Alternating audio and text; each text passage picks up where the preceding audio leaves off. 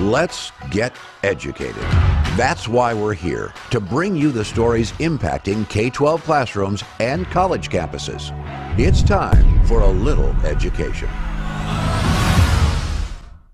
Hello everyone, I am Katie Patrick, joined by David Fiorazzo, and it is the start of yet another week of nonsense. So That's buckle right. up everybody, because we have 400, 500,000, just a whole lot of Los Angeles students who were forced to miss school for days, thanks to union workers doing what they do best. Strike, strike, strike, until the school district gives them a big old raise, just like the teachers. Ah, the unions. That's Teachers' right. unions always and forever. This just in, way over 400,000. Some say over 600,000, but we're not going to pinpoint. The point is, it's the second largest school district in the country, and LA students missed 3 days of school, which, let's just say flat out, that's not a bad thing when you're talking about public schools, to miss 3 days of school with what they're teaching. Okay, but I digress. As the unions launched a 3-day strike. Now, it was a planned 3-day strike, so apparently this is not going to, because I don't think they have a contract. They may, I haven't checked up the latest headline, but they may or may not. But let's just go to the story. They struck. Can you say that when after they go on strike, that they struck? They struck. They struck. Would that be the past tense yep, of strike? they struck. Okay. So the teachers struck a chord, leaving a lot of students out of class. Apparently, they were back in class now, but I don't think they have a contract. Nearly 500,000 students, one article says, in LA, otherwise known as La La Land, missed school last week after tens of thousands of workers employed there walked off the job. And of course, what are they doing? They're demanding higher wages. Katie Patrick, didn't they do this? They did this recently, a couple of years ago, was it? Within the past couple of years here, Okay. yeah. So LA, Chicago, Boston, Atlanta, all these big, loud, I guess in Virginia. Anyway, we've got a video to set this up. We will come back and comment on it. These are some of the 30,000 LA Unified School District workers walking off the job today. Custodians, bus drivers, and teaching aides who are all demanding higher pay. We're the people nobody sees. We're the backbone of LAUSD. With negotiations at a standstill, union leaders want a 30% pay increase for all members, whose average annual salary is around $25,000. I can make more money working at a fast food chain than I do here. The teachers union is supporting the 3-day walkout, refusing to cross the picket line, effectively shutting down the nation's second largest school district, home to more than 420,000 students in some 1,000 schools. Superintendent Alberto Carvalho says the district is offering a 23% salary increase, plus a 3% cash bonus and expanded health care benefits. That's a very compelling package. And why? Because it is needed.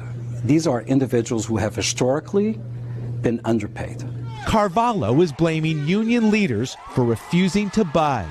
Negotiations require some degree of flexibility. But union leaders accuse LAUSD of unfair labor practices. The district is also in negotiations with the teachers union, which went on strike in 2019, shutting down schools for 6 days. Now, another walkout that will ultimately mean less time in the classroom for students. Okay, one clarification there, and Katie's got a nugget for you. I wonder where all the money goes. This is not the teachers, it's the bus drivers, it's teachers' aides, it's the custodians, union employees who are making $25,000 a year. Because do you think most teachers or superintendents or they're making $25,000? Katie, I think you just got some information that's relevant to this story. Share with us. Breaking news, but not breaking news. So who you saw there in that clip, the superintendent, Alberto Carvalho, is that who his name? Carvalho. Anyway, the man in the suit, the one who looks so nice, for 4 years when he took over, was expected to make $440,000 a year. $440,000. That's wow. Oh, that's a dollar for more than a dollar for each student that goes to the district. And that was actually $90,000 more per year than his predecessor. So, I mean, I'm glad to know the money is going to where it should. And here's the deal, because we are talking about the custodians, and because we are talking about the aides and the bus drivers, these are people who do deserve to get paid more. Yes, they do. Especially if they're saying that $25,000 is all they make in LA. Absolutely, Wow. like that woman said, absolutely go work at a fast food chain. Yes. Do it. And do it for your own sanity and family and doing what's right. Because what is happening all over the country, but especially in places like California and all these big blue urban areas, it's circular. All right. So Governor Gavin Newsom of California Emperor is all about raising taxes, Yeah. and then we're going to raise taxes some more. And the teachers' unions are saying we need more money, and so he's saying we need to raise taxes because we need can give them more money. And then the lowly workers, I guess, as you will, the ones who are making $25,000, can't afford to live in that state or in that city because the taxes are so high because they keep raising the taxes. So it's circular. They're making the problem much worse than if these school districts, LA specifically, went and had these teachers unions because they're not fighting on behalf of the students for sure, but they're not fighting on behalf of the actual people, even though they claim to be. They're fighting on behalf of themselves and working with the governor as to what wages they should be putting out.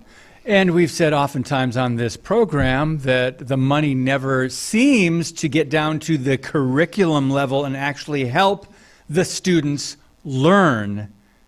And isn't it called the education system? Yes. But it really doesn't get down to it. Well, of course, it helps guys like this nice suit guy. I forgot his name. I was going to call him Suit. Superintendent. Yeah, suit guy. Superintendent Suit. $440,000. Per And year. you got, hardworking bus drivers and janitors, custodians, teachers, aides, and others who are just barely getting by. I lived in Southern California for 17 years. I know what the property taxes are like. I know what the other taxes, the costs of living. I know what the cars, insurance rates are off the charts for car insurance, home insurance, and everything else. It is crazy. So I can't imagine living there and making $25,000 a year. But I digress. So, Katie, what do you think is the solution here going forward? Because it seems like this is a rerun whenever one of these large mega school districts goes on strike. Well, they need more money. It's always they need more money. It's Yeah. always we don't have enough money, and then you throw money at it. We need more money. Yeah. It's still not. Oh, we need more It's money. never It's enough. never ending. It will never be enough. And like you said, the real issue is none of that money actually trickles down to who is supposed to be getting it and who the people at the top say they're fighting for. It's like politicians. They say they're fighting for you. Do you ever see a dime of it? No. If we keep paying the $440,000 per year to the superintendent and then the union heads, how much money are they making? You see the full picture. It's the people at the bottom, the you and me blue collar workers, the ones just trying to put food on the table for our families who are suffering, and that includes the students, because the students are the lowliest on this entire totem pole. Okay, I missed something. Per student, what is it? For $24,000 per student. This is what it comes down to. That's pretty amazing. $24,000 per student. Yeah, you could do a lot of education if you gave, or if you devoted resources for per student, $24,000 worth. Back in the day, our Wow. founding fathers were educated with much less than $24,000. Just a little, Just yeah. a little bit less than that, yes. Yeah. So it's unfortunate. All right, still to come, a Democrat lawmaker in Georgia says parents aren't qualified to oversee their own children's education. Why? Because they're probably not very smart themselves. We're talking about that next.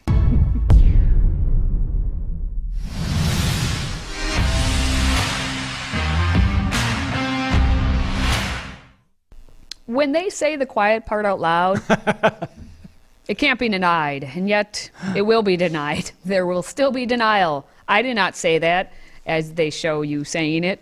What we have is during a Georgia House Education Subcommittee on Policy meeting, there was a Democrat lawmaker who argued that parents are not qualified to influence and direct their child's education because many of them did not finish high school. So clearly, Gasp. Yes, Oh my let's take a look goodness. at this. I see parents being able to direct their child's education, and they are already in the lower 25 percentile, meaning a lot of those parents did not finish high school and could not finish their own education.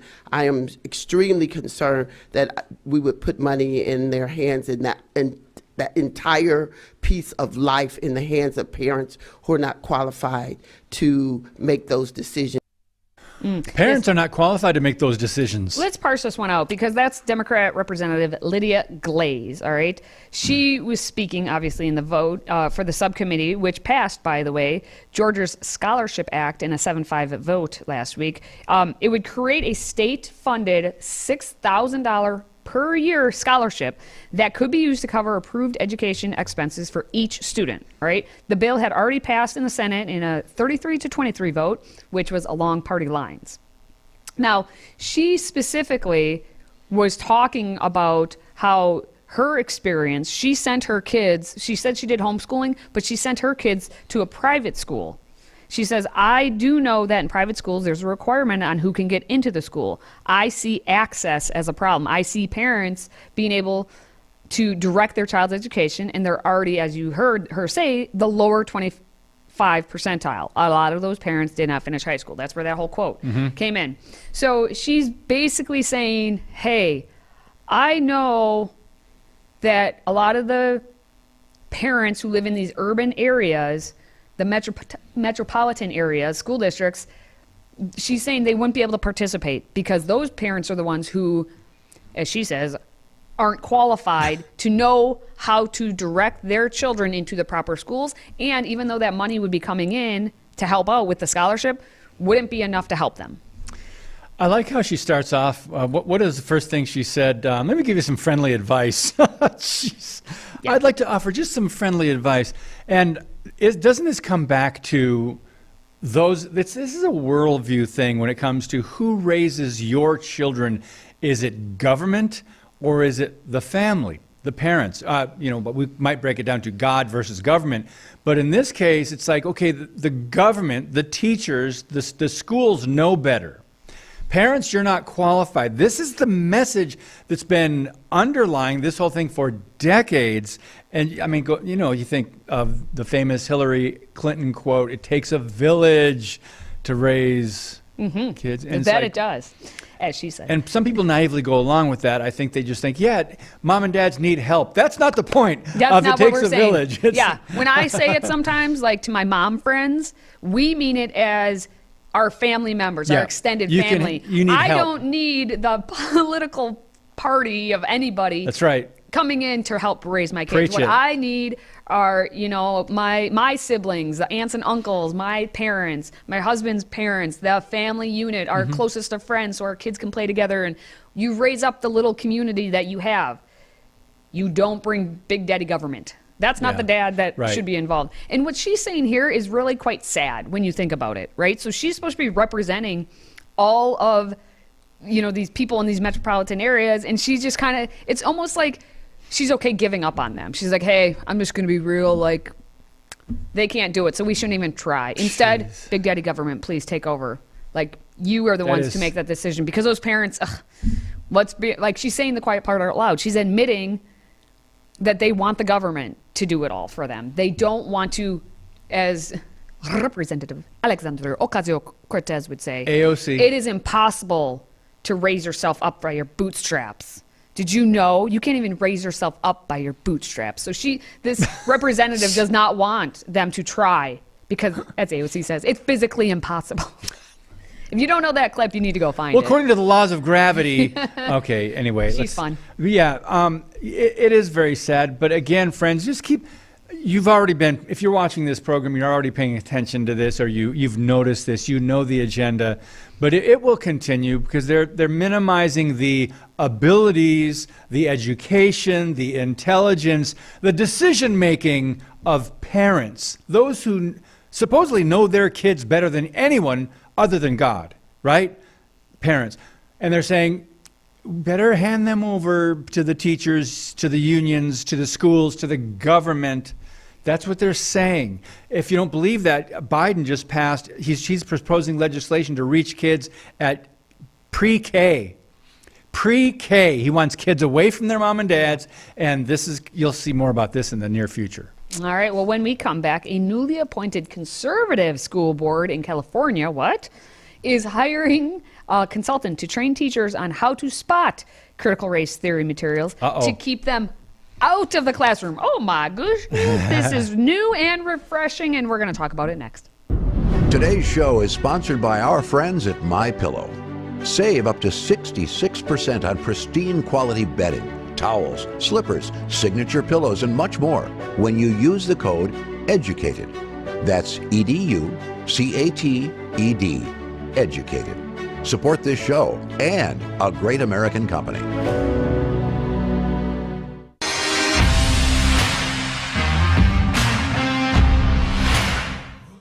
Well, millions of dollars have been spent on putting critical race theory all over your schools, all over the country. And now one district in California, of all the possible places, is going to spend or wants to spend $15,000 to get that critical race theory out of the classroom. A California school district's newly elected conservative board approved a resolution to spend the $15K in taxpayer money for sessions with an anti-critical race theory consultant. All right. Temecula, is that how you would say that? Yeah, exactly. Valley Unified School District, TVUSD, which serves roughly 28,000 students or so. They're allocating the taxpayer dollars toward the program after the district prohibited the teaching of critical race theory in its classrooms back in December. And of course, this is a 3-2 vote, right? 3-2. The 3 who voted yes, let's spend the money to get critical race theory out the door, those board members were newly elected conservative board members. Ooh, that's an interesting lesson for you at the local level in elections. Go ahead. Yes, it's, as we say, if you truly want to make a difference, run for local school board, run for local office. Get in there. Get in there, because that's where the decisions are made. That's what's going to impact the students. All right, so 3-2 vote, board approved the measure. The 3 votes again were the conservative voices. And so what they said is they are going to have the anti-CRT consultant and an after-school board workshop, which is going to have 6 members, and they're going to meet together, and they're going to basically take a look at what's going on and figure out how to get it all out, right? There was no word on how they actually picked this panel, so we don't know who is part of that 6-member board, like what your qualifications are. Now, one of the panelists is Christopher Aaron, who's a former school board president, actually, and he was hired to have the discussion groups covering the history of critical race theory and discuss the district's banning of the framework. He's gonna help walk educators actually through that resolution so they understand it, which makes sense that you have someone who, because he's an attorney, who can understand legal language to walk through this to know what they're doing and getting all that out. Now, here's the best part of this whole thing, Dave. Yeah, the best? This is what I say is the best part of this whole thing. It was a 3-2 vote, right? Yeah. Well, the 2 who voted against it, Here we the 2 go. board members against the anti-CRT claimed that hiring Aaron, as you saw, was simply not good. No, we can't have him. Trustee Area 5 board member Schwartz said that Aaron has a lack of teaching credentials. He's an attorney, but he's not qualified. Yeah. He wasn't a teacher. Here's the quote. He's not an expert. He's not an expert on CRT because he's an attorney and he studied it does not give him the degree in history or ethnic studies or anything that is related to critical race theory. Interpretation. If you didn't go to a 4-year super duper liberal college where you learned history through the eyes of critical race theory. That's right. And you did not take ethnic studies in the eyes of critical race theory or anything, as they say, that is related to critical race theory, then you are not qualified because, oh my gosh, you studied law, which means you're probably going to be as unbiased as possible because you're following the law. Well, Katie, may the Schwartz be with you. I will say that he may not be an expert in CRT, but if he's a lawyer, so I'm guessing he's got some intelligence, some smarts. And he, probably that, I won't say that. All right. He has some smarts. That was great. I restrained myself. But he probably does know true, unedited, unhijacked American history about how the nation was formed and about the Civil War and about other who owned slaves and the nature of the different slavery around the world and who still has slaves in other countries. And he probably does know true history, but he's not an expert in CRT, right? That's what Maybe he should Schwartz's go back to, complaint. That's what Schwartz's complaint. Maybe he should go back to college. Anyway, that's going to do it for this story. Still to come, we have an attempt to support sustainable living and minimalism. Ooh, we have one family in Kentucky who has built a tiny house village where every family member has his or her own small house. This is going to be interesting to take a look at. If you have a smartphone, tablet, Roku, or Apple TV, consider downloading the Freedom Project Media app. It's 100% free and includes all of our weekly shows, plus lecture series, archive programs, and award-winning animated videos for families like the Presidential Minute, Battles of America, and Heroes of the West. Don't rely on the social media giants to keep you informed. Simply download the Freedom Project Media app from your app store and allow notifications. And we'll let you know when a new video is ready.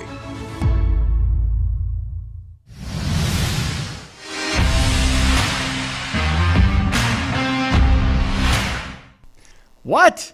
Kids living in their own houses on the same property as their parents, and they're not even out of high school? This is a very interesting story. It really is. So this family of four, they're in a private tiny house village that they built themselves, and their kids have their own homes. Kelly and Ryan Brinks. It's in Kentucky. It was affordable there for them to buy what was it, 57, well, I'll get to that in a minute. 21 acres? Yeah, $57,000 in 2015. They bought a 21-acre piece of land in Kentucky. And so their 18-year-old daughter has her own 160-square-foot house. 160.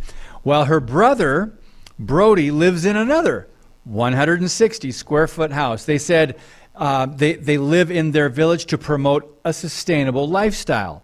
If you're not familiar with these, tiny house communities are popping up in different places across the country.